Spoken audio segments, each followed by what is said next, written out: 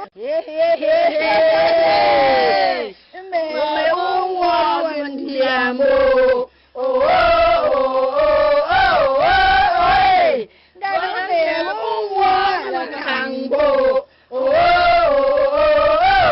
suis Kou Odette Ben. Bienvenue à Cameroon Link Radio. Cameroon Link présente la santé de la mère et l'enfant par tous et pour tous. Cette émission est réalisée avec l'appui du ministère de la Santé publique, UNICEF, Commonwealth of Learning, Nutrition Institute and Farm Radio International. Cameroon Link Radio is producing these programs in collaboration with Cameroon community radio stations. We are going to focus our attention particularly on infant and young child feeding and especially breastfeeding. You are welcome.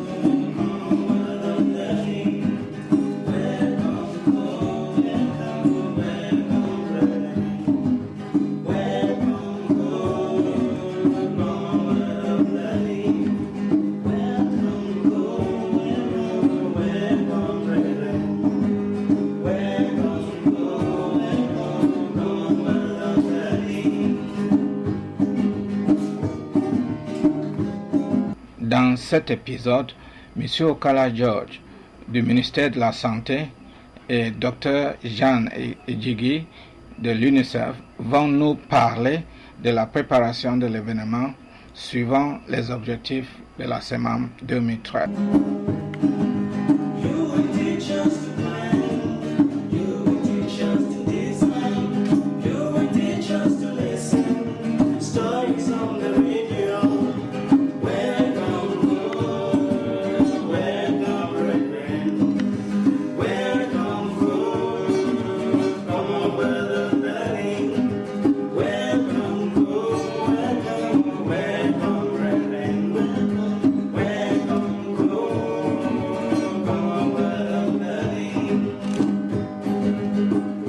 Au niveau national, je vais me faire compléter par l'UNICEF, on a pensé à l'objectif général de la célébration, c'est apporter un soutien accru aux mères pour qu'elles puissent pratiquer l'allaitement maternel de façon optimale. Ça c'est. Maintenant, au niveau des objectifs spécifiques, il y en a deux. Le premier, c'est favoriser une prise de conscience à tous les niveaux sur la nécessité et la valeur d'offrir du soutien aux mères qui allaitent. Favoriser une prise de conscience à tous les niveaux sur la nécessité et la valeur d'offrir du soutien aux mères qui allaitent. Le deuxième objectif, fournir des informations aux pères. Pères ici, ce n'est pas les pères d'enfants, c'est P-A-I-R-S, ce sont les pères éducateurs. Donc, ces pères éducateurs, nous avons les partenaires, nous avons les prestataires de santé, nous avons les matrones, nous avons les familles, nous avons les amis et tout autre cercle sur la protection, la promotion et le soutien à l'allaitement maternel. Comme l'a bien expliqué M. Okala, vous le voyez, le thème de cette année, c'est soutenir l'allaitement aux côtés des mères. Et soutenir l'allaitement, on a donc identifié les principaux acteurs qui peuvent donc, n'est-ce pas, s'impliquer dans le soutien même de l'allaitement. Et vous l'avez remarqué, jusqu'ici, nous avons souvent fait célébrer la semaine mondiale de l'allaitement maternel. Mais on reconnaît tous qu'il y a quelque chose qui ne va pas quelque part parce que le taux, si je prends l'exemple du taux d'allaitement maternel exclusif, ça ne bouge pas. Donc il faut qu'on cherche d'autres stratégies, d'autres façons de faire pour pouvoir toucher ces gens-là. Et on se rend compte que peut-être qu'on agit, on entreprend des actions sur un axe, mais on ne regarde pas tous les éléments qu'il faut pour donc arriver à un résultat. Par exemple, quand on fait on célèbre la semaine mondiale de l'allaitement maternel, on ne forme pas on ne sensibilise pas le personnel de santé, on ne sensibilise pas le cercle de gouvernement et la législation là. Je pense au Cameroun il y a un code sur la commercialisation du lait. Est-ce qu'on parle même de ça pendant la semaine mondiale de l'allaitement? Donc c'est des choses comme ça. Donc avec ce thème-là, ça nous donne l'opportunité donc de cibler, d'avoir ces différentes cibles-là. On va pouvoir donc sensibiliser, pas seulement les mères bien sûr, ça c'est évident, mais aller sensibiliser aussi ces autres acteurs qui sont directement impliqués dans l'allaitement maternel. Donc c'est ce que je voulais ajouter, comme il a donné les 2 objectifs. Donc à mon avis, je pense qu'il faudra non seulement sensibiliser les mères cette fois-ci, sensibiliser même aussi le personnel de santé, sensibiliser certains leaders de la communauté, sensibiliser les leaders traditionnels, sensibiliser toutes ces personnes-là qui gravitent autour de la mère et qui peuvent donc lui apporter le soutien par rapport à l'allaitement maternel. Le Cameroun a participé à la conférence mondiale pour l'allaitement maternel à l'Inde en décembre l'an dernier. Et il y a eu beaucoup d'échanges parce que c'est une première conférence où j'ai vu tous les stakeholders, tous les acteurs de tous les côtés. C'est-à-dire toutes les grandes structures, OMS, UNICEF, des associations, de grandes associations, ils ont participé. Et à la fin vers la fin de cette conférence, ils ont eu une concertation pour dire, mais tout ce que nous faisons, pourquoi ça ne donne pas les résultats? Il faut qu'on essaie de regarder ce que coûtent les activités de l'allaitement maternel. Et dans cette vision, on va voir ce qu'on fait et ce qu'on ne fait pas, et on essaye de voir si on peut faire les plaidoyers au niveau du gouvernement et au niveau des organisations qui soutiennent nos activités à prendre ça en considération. Et ils ont même fait la liste des activités en santé pour voir la position que l'allaitement maternel prend pour la suivi de l'enfant. Et on a vu que l'allaitement seul prend 21% de la protection. Tous les autres viennent après. Et si on regarde ce tableau, en programmant les activités, on saura là où il faut mettre l'action pendant nos travaux. Et c'est pour ça que moi je crois qu'un recyclage, comme le docteur Njigi disait, est très important. On nous a formés en 2008, j'étais à Londres, il y a Yvonne qui a représenté Cameroon Link, et on a donné des documents que moi je sais, vous ne regardez plus ça, puisque si vous étiez en train de fouetter ces modules qui étaient dans le livre qu'on vous a donné, le problème qu'on a aujourd'hui ne va pas exister. Il y a une situation aussi, le code existe, mais on a compris que ceux qui travaillent même pour la promotion de l'allaitement maternel ne parlent pas de ça. Et ils ne mentionnent même pas. Ils ne mentionnent pas. Donc, il faut regarder le code et voir pourquoi on a même créé le code. Quels sont des articles que nous, on peut utiliser pour faire connaître nos existences. Puisque le code, c'est un petit document que le Cameroun et l'UNICEF ont sorti et que je vois, c'est un document très important parce que nous avons amené les copies à l'Inde et on a dit, ben, voilà, le Cameroun a même déjà le code. Il y a des grands pays avec des ressources qui n'ont pas le code. Notre code manque quelque chose comme les punitions. C'est la seule chose qui manque dedans. Sinon, les sanctions, ce n'est que ça qui manque. Si on ajoutait l'article pour les sanctions et vous utilisez ou vous rappelez à ceux qui violent qu'on va ajouter les sanctions bientôt, ils ne vont pas tromper les mains. Et puis, comme on disait, il faut sensibiliser les travailleurs de la santé, ceux qui sont dans les hôpitaux et dans les centres de santé, parce que c'est à partir de là où la corruption de la mère commence, où on donne ses laits et pour empêcher la mère à commencer.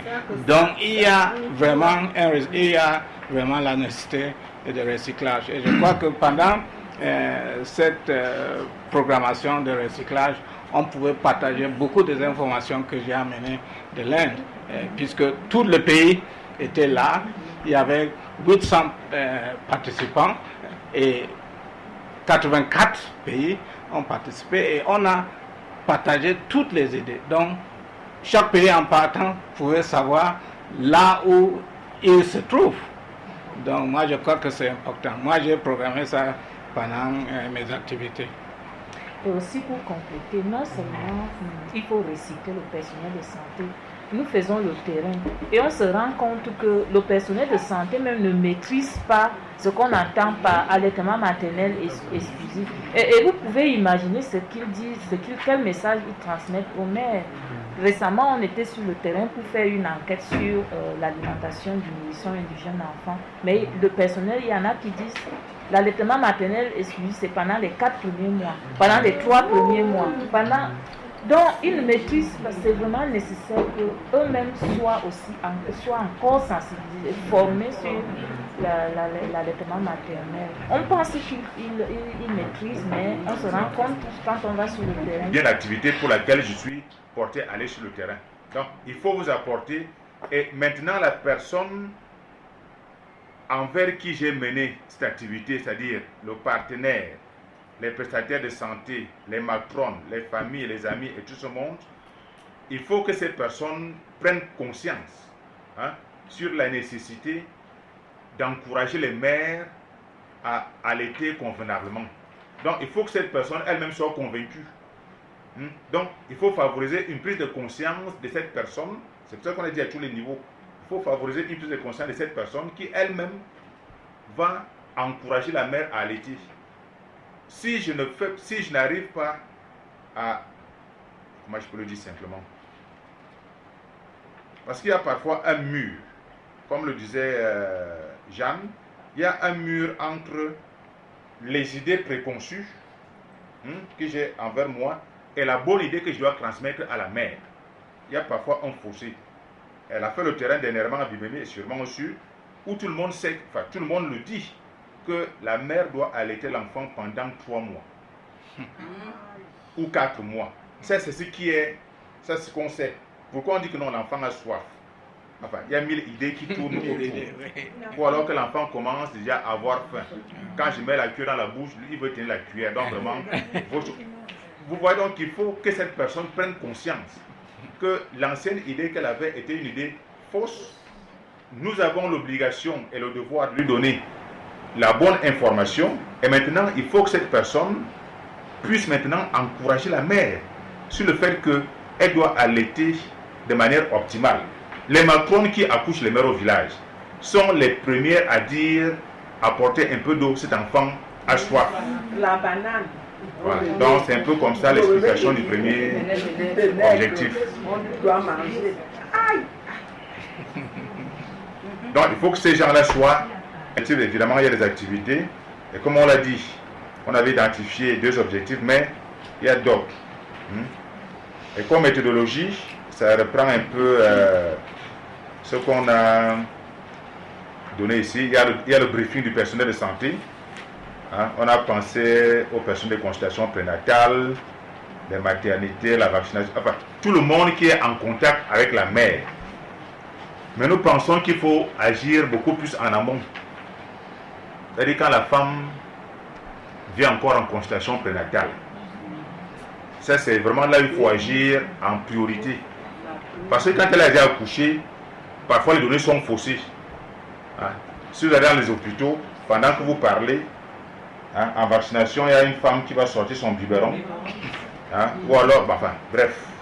Donc, il faut agir beaucoup plus en amont. Il y a la sensibilisation des hommes des médias et les leaders d'opinion. Ça, c'est ce qu'on a retenu. Si c'est possible, je sais qu'à Douala, ça se fait souvent. L'animation des émissions radio et TV en langue nationale et locale. Oui, ça c'est déjà programmé. Parce que le gros français que nous parlons ici, là, parfois la maman du village ne comprend pas. Alors que quand on voit à Feu ou c'est pas qui, ou Ifrapro qui intervient à radio, radio Centre ou bien la radio de Mfou, ou bien comment on appelle la radio de Mbalmayo là? Radio Femme. Radio Femme, voilà. On vous suit parce que vous parlez en langue locale et on vous suit. Et comme sûrement, je suis sûr que le jour là, toutes les femmes de votre village ne vont pas au champ. Parce qu'elles veulent suivre le message qui sort. Donc, on va favoriser les interventions de ce sens-là. l'animation des groupes de mères, c'est que vous le faites dans les communautés, la sensibilisation des associations, comme on l'a dit, il faudra qu'on vous donne, qu'on vous recycle un peu. Donc il y a toute une série d'activités là qui ont été, enfin la méthodologie qu'on va utiliser. Voilà un peu, bon, c'est vrai qu'elle sera complétée par ce que pense l'UNICEF. Donc voilà un peu comment nous pensons travailler pendant cette semaine. Et comme je le dis, chaque association doit avoir un point d'ancrage dans un district de santé. Parce que les activités que vous menez doivent permettre, peut-être à ces districts, si on évalue, vous êtes là depuis 2 ans ou 3 ans, voici comment le taux d'allaitement, même dans une aire de santé, même dans un village, voici comment le taux a évolué, soit en bien, ou bien il est resté stationnaire, ou alors bon, même que l'information que vous donnez est fausse et ça décline. Il faut qu'on puisse évaluer un jour. Donc, il faut sensibiliser sur l'allaitement maternel, n'oublie pas les femmes enceintes, puisque nous avons dit que quand on veut réussir l'allaitement, on commence à sensibiliser la femme qui est enceinte. À partir du moment où elle dit qu'elle ne voit pas ses règles, elle doit déjà penser qu'il y a un bébé qui arrive. La sensibilisation commence. Et on vient de dire ici que les femmes ne veulent même pas commencer avec le premier lait. Et tout ça, c'est parce que cette fille, jeunes filles, n'ont pas la bonne information. Puisque si elles partaient pour les consultations, puisque le canevas est que la femme doit faire au minimum 3 consultations avant l'accouchement. Si elle fait 4, pendant les 4, on la conseille sur l'allaitement. Comment ça fait-il que la dernière consultation est 8 mois et le bébé vient, elle ne met pas l'enfant au sein? Ça veut dire que les femmes qui conseillent dans les centres de santé et dans les hôpitaux ne sont pas elles-mêmes convaincues. Elles ne donnent pas, puisque si elle était convaincue, elle a fait accoucher la dame. La dame doit rester à l'hôpital pendant les 24 heures. Pendant les 24 heures, la sage-femme doit convaincre la mère à commencer l'allaitement. Quand je comprends qu'elle ne donne même pas le premier lait, c'est vraiment... non, je ne dis pas que c'est faux, mais je dis bien que la bonne information n'est pas donnée parce que ceux qui les font avoir leur bébé n'est pas... Nous terminons notre émission avec la caravane de la semaine 2013 par Dr Jean Ejigui et Serge. Que les thèmes même qui sont abordés doivent être des thèmes qui permettent à la population de base qui est interpellée. Oui, on voit d'abord la cible. La cible. Est-ce que les causeries éducatives vont encore envers le personnel de santé, à l'attention du personnel de santé? Non, c'est femmes enceintes. Puisque le qu'on va faire, femme allaitante. qu'on rafraîchisse la mémoire Le personnel de santé pendant le débriefing. Et partenaires. Ça veut dire que, pratiquement, ça veut dire que c'est un grand débriefing. Parce que d'habitude, on fait le débriefing beaucoup plus aux hommes de médias. Ça veut dire qu'en plus des hommes de médias, il faudrait maintenant inviter les directeurs des hôpitaux de district, les infirmiers, tout ça. Pour qu'ils aient la même information, Parce que c'est que dans ce cas, il faudrait alors aussi élargir, parce que là, c'est juste un aspect du cercle, le personnel de santé. Est-ce qu'il ne faudrait pas aussi voir peut-être les hommes religieux et autres? Aussi cet aspect. Juste prendre juste 3 cercles. Sur le code, les hommes religieux, je ne pense pas. Parce qu'on a identifié 3 cibles pour pas seulement par rapport au groupe, surtout aussi par rapport au thème. Soutenir l'allaitement. Oui, et les hommes religieux. On fait une réunion qui va être longue. Est-ce que ça va... Parce que le thème en lui-même déjà prend... Et maintenant le code, avec tout ce que ça peut entraîner comme débat. Et le débat même beaucoup venant même des hommes des médias. Ils ont besoin de connaître et de pouvoir aller... Si on s'organise bien, je pense que ça ne pose pas de problème. Ouais. C'est aussi pour des besoins de... Parce qu'on a juste une semaine. Parce que normalement... Vraiment, la réunion de débriefing, elle ne doit pas mettre. Donc, plus ça met, donc plus il faut penser à la pause café. Or, ce n'est pas ça le rôle. La réunion de débriefing doit vraiment être au coup de bref. Moi, je me dis que si on fait bien le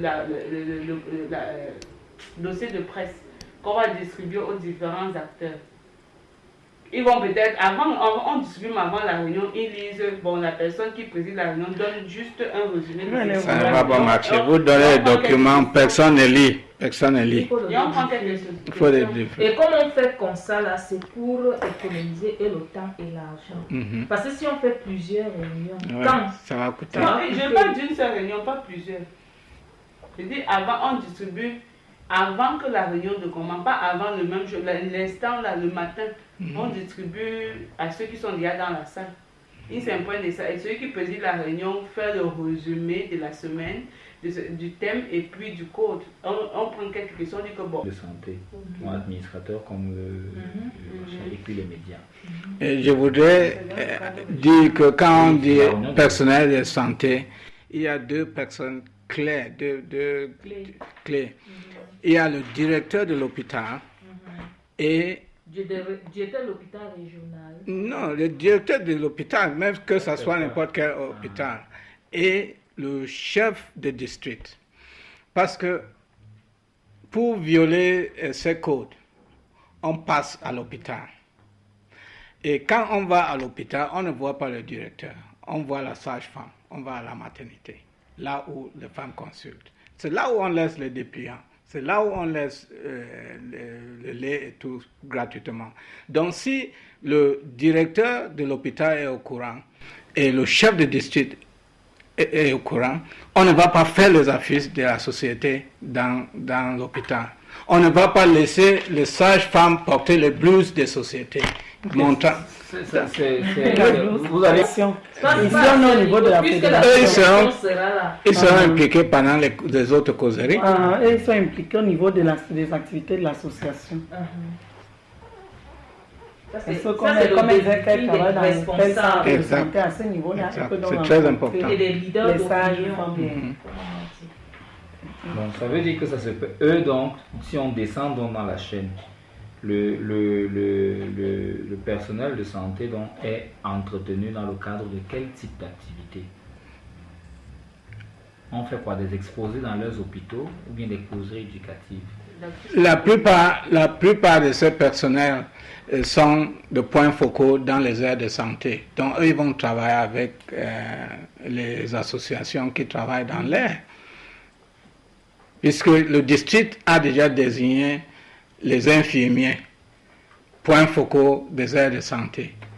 Donc l'association qui travaille dans l'aire de santé a déjà un personnel du district qui collabore. Donc ils seront impliqués. Oui, mais c'est pas que eux, ça c'est le public. Ce n'est que le public. Mais les centres de santé ne sont pas que publics. Et il y aura ce grand débriefing des responsables au niveau régional. Et ça va en cascade. Quand les associations vont aussi aller dans leur zone d'intervention, ils vont faire leur petit débriefing là. Avec le personnel. Et même les centres de santé de l'île. Donc, oui. Si l'association, disons, nous sommes à Bogada, on dit qu'on travaille avec tel centre de santé, tel CMA, tel... C'est ce personnel, c'est avec ce personnel-là que l'association a une rencontre. Avant même d'aller rencontrer les femmes allaitantes, c'est-à-dire que... les femmes enceintes. Oui, je veux comprendre pourquoi on retient. Donc, ça veut dire que quand les associations assistent à la réunion à l'échelle régionale, elles font quoi? Elles font la caravane des associations, des centres de santé. En fait, la différence, c'est ceux qui viennent à l'échelle régionale, ce ne sont pas ceux qui sont directement en contact avec les maires. Ce sont les directeurs d'hôpital, enfin les directeurs, ceux qui peuvent décider que maintenant, aujourd'hui, on n'affiche plus tel. Ne recevez plus les blouses. Ce sont eux qui viennent à l'échelle régionale. Mais maintenant, au moment de la descente sur le terrain, les associations vont maintenant entrer en contact direct avec ceux qui sont directement... On a pris la décision de sensibiliser. Quand le code venait de sortir, on avait pris la décision de sensibiliser les sages-femmes et le personnel de la santé de Bonasama. On a fixé la date et l'heure. Et le chef de district a informé tous les hôpitaux et les chefs de centres de santé. Ils sont ils sont arrivés à la salle de conférence du district et on a fait non seulement la sensibilisation, on a fait des projections sur les violations du code pour qu'eux ils voient la nécessité de respecter le code et pourquoi on dit qu'il faut faire comme ça et on ne peut pas faire comme ça et comment ce monitoring se fait. Puisque la plupart des infirmiers qui portent le blues ne savent pas que quelqu'un qui fait le monitoring peut entrer à l'hôpital et le filmer dans son blues. Ok, d'accord. Je crois qu'il faut qu'on avance là maintenant. Si on est d'accord qu'après ça, les autres vont faire les causeries. Combien de causeries C'est pas la même chose. Enceinte et allaitant ensemble. Pourquoi?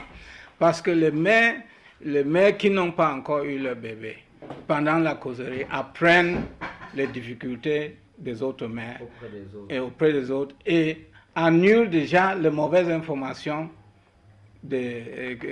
qui circulent parce que c'est pendant qu'on est enceinte qu'on prépare l'allaitement. Donc ça fait une deuxième causerie. Oui. Maintenant les autres là, le cercle familial, la population, non, les grands machins là, on fait ça en causerie éducative ou sensibilisation de grande masse. C'est sensibilisation de grande masse. Parce que là, il y a des pères, les religieux, comme parlait, les leaders. Il faudra que les associations qui sont dans les régions, là, travaillent avec les délégations de santé publique. Exact. Parce que l'association ne peut pas travailler seule. Non, il ne peut pas. Il ne va pas mobiliser. Il va mobiliser. Il appelle les chefs de quartier, il ne va pas venir. Il faut passer par le sous-préfet, le chef de district et le sous-préfet. Et ce qui se fait souvent, les activités, les causeries éducatives, ça varie en fonction du contexte. Chaque association, surtout que c'est des associations qui ont déjà eu à travailler avec les communautés. Elles s'organisent, elles savent comment ça se passe. Donc ça s'organise comment? Vous pensez qu'on voit ça comment? Quelle est l'activité qui se fait? C'est une campagne dans un carrefour? Non, ça dépend. Ça peut être dans une église, ça peut être au marché, ça peut être un stade de football. Vous savez qu'au stade de football, vous avez les hommes, vous avez les femmes, vous avez les jeunes. Une salle de réunion. Une salle de réunion. Donc, les médias, on peut parler de manière précise et donner des objectifs aussi à atteindre à chaque niveau. Oui, généralement, quand on lance la semaine à Yaoundé, nous rentrons, nous avons la rencontre avec les médias où on passe le message du ministre et on distribue C'est que les associations aillent dans les médias et passent le message et que nous ayons la preuve qu'elles sont allées dans les médias et ont passé le message.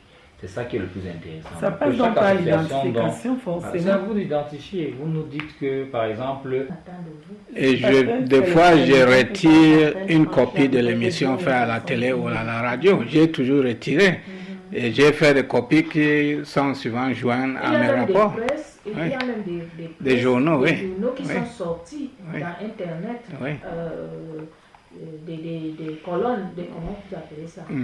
Effectivement, des colonnes. Oui, qui sont sorties, qui sont encore dans Internet actuellement, qu'on a pu sortir avec des liens Internet qui prouvent qu'ils ont écrit des articles sur l'allaitement. On va vous dire que forcément, il y a des endroits où il y a des radios communautaires, on peut mettre en contact.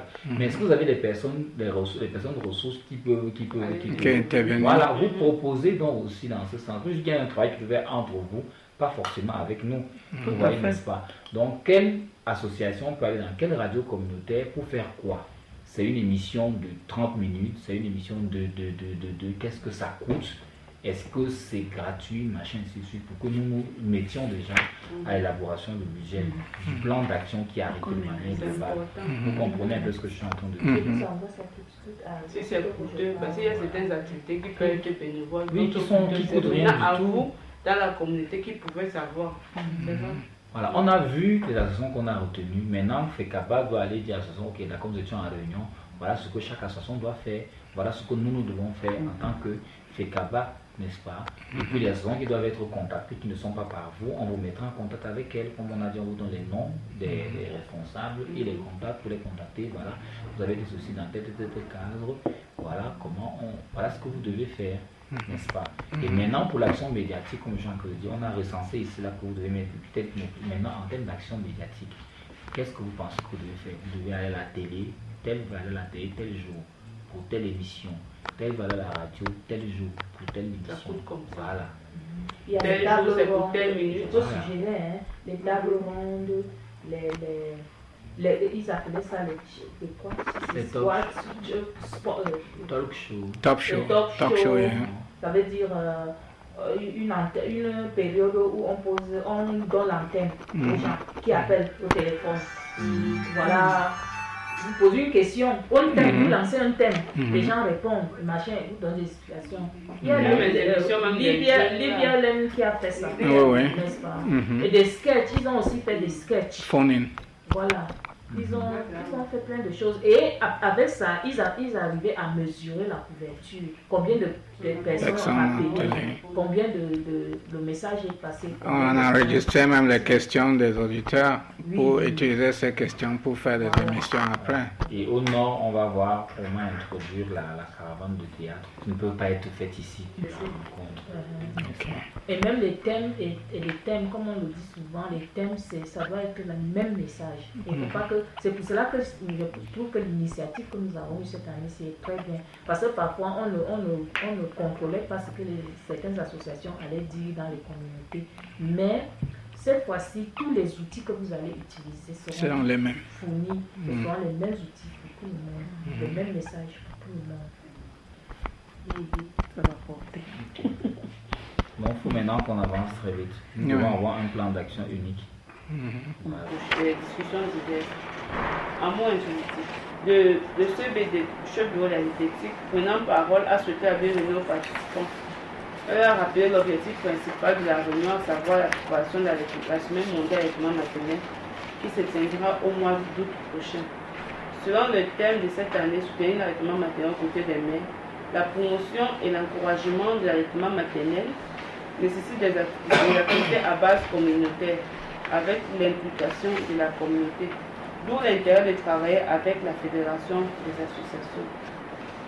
Concernant la présentation et diffusion des plans d'action des associations. Le CBD a présenté les plans d'action des associations. Il en est ressorti que les associations ont pour la plupart les mêmes activités à réaliser. C'est la raison pour laquelle, pour un souci de grande couverture des activités dans toutes les régions, les participants ont soulevé l'avantage de travailler avec des associations de districts de santé différents. Il en ressort que dans le centre, dans la région du centre, seulement 7 districts de santé pourront être couverts. Le littoral, seulement 2 districts.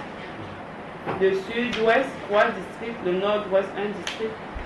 Et le sud, 2 districts de santé. Pour les autres régions, à savoir l'ouest, l'est, la Damawa, le nord et l'extrême nord, il était question que le CBD devra entrer en contact avec les points focaux de ces régions afin de mettre à jour la liste des associations retenues pour les activités de la semaine 2013. Pour cela, les participants ont souligné l'intérêt de faire intervenir les radios communautaires des régions pour avoir un impact encore plus large dans la communauté. Il a été également proposé que la FECABA fournissent la liste des radios communautaires élaborées à leur niveau. Ceci permettra de passer des messages à travers des émissions radiophoniques, des spots et des informations. Les spots et les informations, de même, la FECABA devra entrer en contact avec les associations qui ne sont pas encore affiliées à la fédération afin de voir comment travailler ensemble sous réserve de leurs récépissés. L'UNICEF a proposé une troupe de théâtre dans le septentrion qui est en mesure de monter des sketchs à partir des messages clés qu'on leur fournit. Le partenaire devra entrer en contact avec le département de communication pour avoir les informations sur la troupe. Après avoir longuement débattu, il a été décidé que, premier point, un accent particulier devra être mis cette année sur le décret portant réglementation de la commercialisation des substituts du lait maternel. Ceci se fera à travers la vulgarisation de ce code qui sera distribué dans toute la région. Les hommes de médias et les leaders d'opinion. On regarde ça ensemble. Comme je disais dans le mail, dans ce qui a accompagné le mail, on n'avait pas eu la liste de stations à impliquer. Et on n'avait pas la liste complète des associations. Et maintenant, on a la liste des associations qui montre qu'il doit y avoir 43, 44. Et dans la liste des stations radio communautaires, il y en a 76, mais on ne peut pas les utiliser parce que certains sont dans les zones où les activités ne vont pas vraiment se passer, où ils ne seront pas proches à l'action. Il n'y a pas des associations là. Voilà. Parce que c'est les associations et le district qui va amener les radios communautaires à s'impliquer. Un minimum d'une réunion avec les mères allaitantes et enceintes, une réunion avec le personnel de santé et une action de sensibilisation, n'est-ce pas, avec la communauté et éventuellement pour chacun des actions médias. Maintenant, il était donc question que chaque association dise quelle est l'action de médias qu'elle peut mener et que nous venions. C'est toutes ces activités qui, retenues, donc, vont nous donner de budgétiser.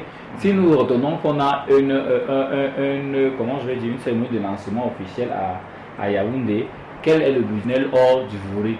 Ça veut dire que tout le monde est sur place. S'il faut que les gens viennent, c'est le transport urbain qui doit leur être donné, donc ça doit être reflété dans le budget. Maintenant, le briefing doit se passer comment? Quelles sont les articulations? Est-ce que ça demande que les gens s'asseyent et qu'ils écrivent? Si oui, on va dire bloc. On attend qui? Les associations. Combien de responsables d'associations vont venir? Vous notez. Combien de responsables des de santé vont venir? Vous notez. Et à partir de là, qu'on budgétise. Donc, le budget de Douala ne peut pas être le budget de Yaoundé. Parce que le briefing de Yaoundé, on a des gens qui viendront de Mbalmayo, de Mfou et de Bala, parce que les districts là ont été pris parmi les sites de santé du centre. Quand on va au nord-ouest, on a combien de sites de santé qui ont été pris? Quelle est la distance entre les sites de santé et le lieu du briefing? Ça doit être pris en compte et c'est ça qui doit être pris au niveau du transport, ainsi de suite. Maintenant, personnel central, comme on a superviseur central, le docteur l'a dit tout à l'heure, on n'a pas de gens qui se déplacent dans les 5 régions où la FEGABA est présente.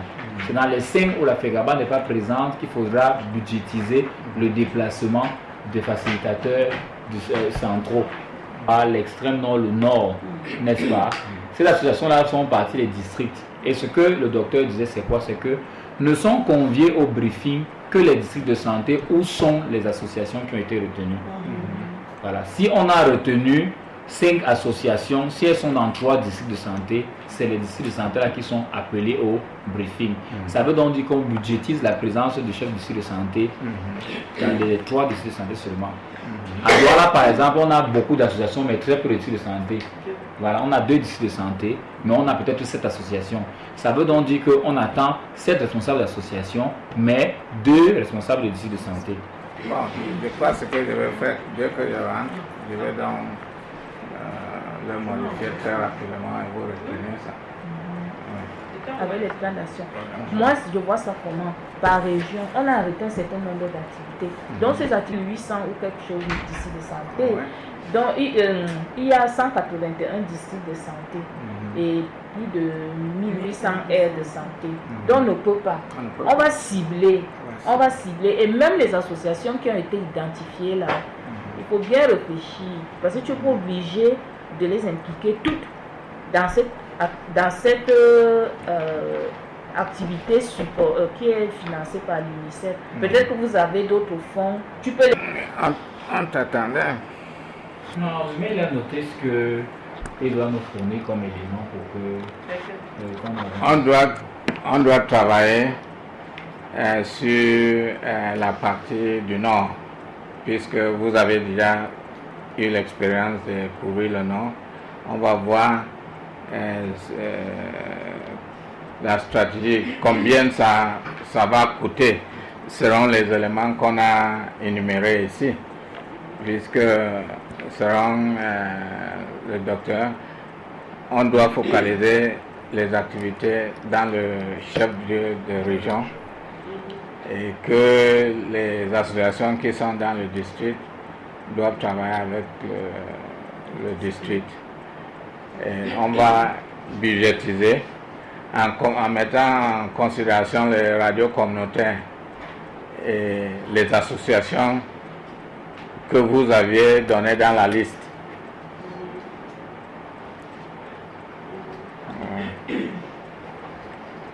Et on va compiler tout ça, sachant que les régions où on ne couvre pas,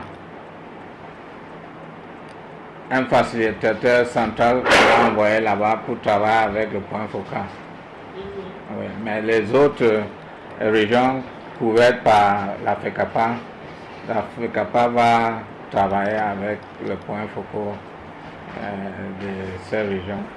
Donc, dernièrement, je ne sais pas si vous avez été au courant, il y a eu un atelier avec les journalistes à Garoua, un réseau de journalistes pour les sensibiliser sur la nutrition.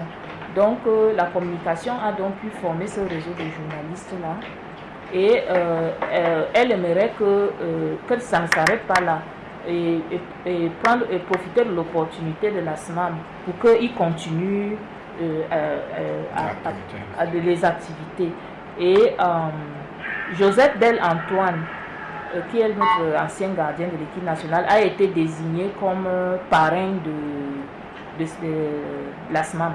Okay. Donc il y a deux activités il va parrainer la SMAM. Il va aller dans un district de santé, dans une maternité, pour sensibiliser les mères sur l'allaitement, la mise au sein immédiate, l'allaitement maternel exclusif, tout ce qui concerne l'allaitement maternel.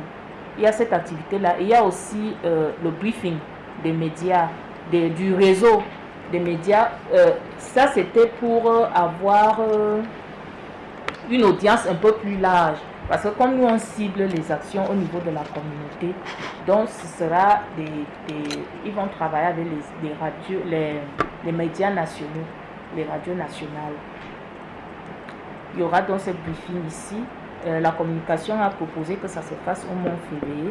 Il y aura, elle se propose d'inviter des représentants des médias internationaux comme la BBC et tout ça, pour qu'on puisse parler aussi du Cameroun à l'extérieur, ce que le Cameroun a fait pour la semaine mondiale de l'allaitement maternel. Donc il y a ces deux activités-là qui vont se faire un peu avant, en prélude même au début des activités de la semaine mondiale de l'allaitement maternel. Cette année, la célébration de la semaine mondiale de l'allaitement maternel sera un peu spéciale. Déjà, la date n'est pas la date que les autres pays célèbrent. Vous savez, la célébration de l'allaitement maternel est lancée partout dans le monde entier du 1er au 7 août. Mais au Cameroun, le Cameroun s'est adapté suivant le règlement du jeu. Dans certaines parties du monde, comme l'Amérique du Nord et certaines parties d'Europe, la SEMAM est célébrée en octobre à cause des situations climatiques. Mais un pays peut prendre la décision de choisir une date autre, mais la date doit tomber entre le 1er août et octobre, puisque à la fin d'octobre, personne ne parle de la semaine mondiale. Et quand la date est choisie dans ce contexte, il n'y a pas de problème. Puisqu'il faut célébrer cet événement en respectant toutes les conditions.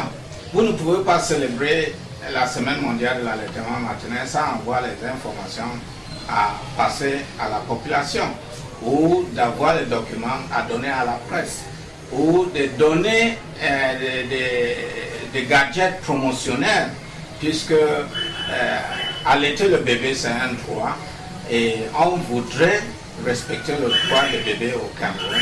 Et le ministre a pris la décision qu'on prépare l'allaitement, la semaine de l'allaitement maternel cette année mûrement. Parce que la question qui est posée par beaucoup des acteurs est que chaque année, le gouvernement et ses partenaires investissent pour promouvoir l'allaitement maternel. Mais pourquoi le taux de l'allaitement est resté toujours bas? Puisqu'on dit aujourd'hui qu'il n'y a que 20% de femmes au Cameroun qui allaitent. Il y a problème. Donc le gouvernement et ses partenaires sont en train de mettre le paquet pour que le message aille partout. Le ministre va lancer ça à l'échelle nationale. Le gouverneur, avec le soutien de délégués régionaux, vont lancer ça au niveau des régions. Et les chefs de district et les sous-préfets vont prendre le relais dans les districts de santé. Et cette année, l'UNICEF est en train de mettre le moyen pour impliquer des radios communautaires, puisque beaucoup de femmes qui allaitent sont dans les zones rurales. Et la radio communautaire qui est dans une zone rurale peut passer le message en langue nationale et le message va être compris.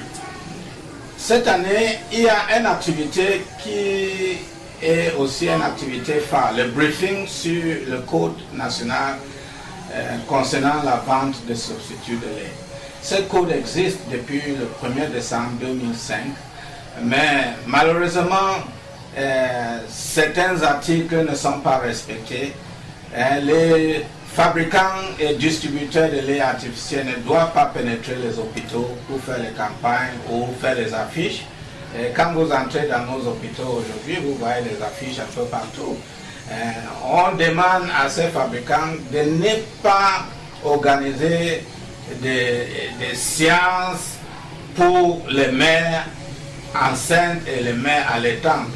Le gouvernement a formé les personnels de la santé qui ont toutes les capacités de le faire. Donc, la sensibilisation cette année sera pour non pas éduquer seulement les mères, les pères et les jeunes, mais informer aussi les sociétés, puisque les sociétés connaissent la règle. Et il y a même au Cameroun à l'heure actuelle une concurrence qui n'a pas son nom. Il y a des laits qui ne sont pas de vrais laits qui sont dans nos marchés.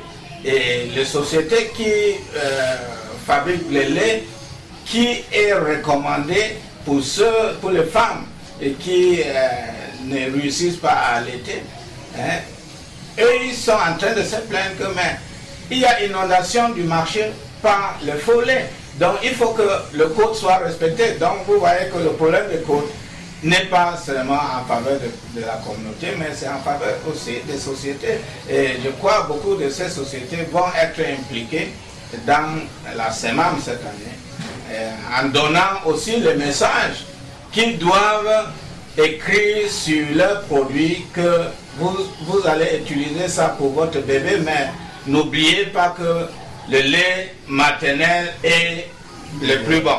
Et je crois que quand une société qui fabrique le lait dit ça, ça montre l'honnêteté de cette société-là. Et puis, Joseph Bell Antoine sera déclaré ambassadeur de l'allaitement maternel au Cameroun cette année. Et tout ça va se faire en présence du ministre de la Santé.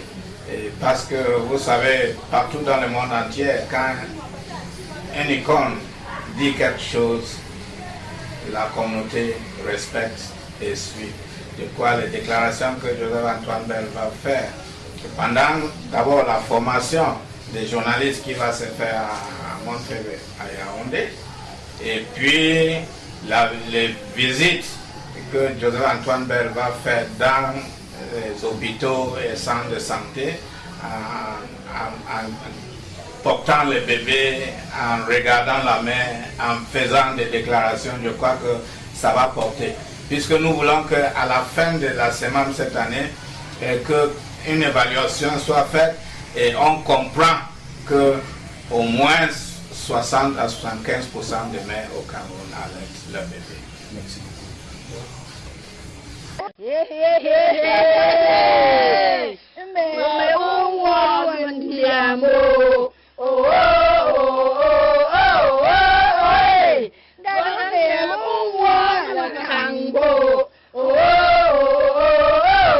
suis Kou Odette Ben.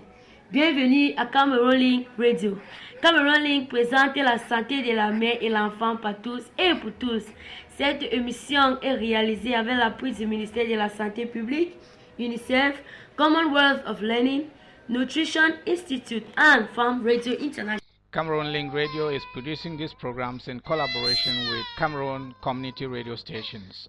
We are going to focus our attention particularly on infant and young child feeding and especially breastfeeding. You are welcome.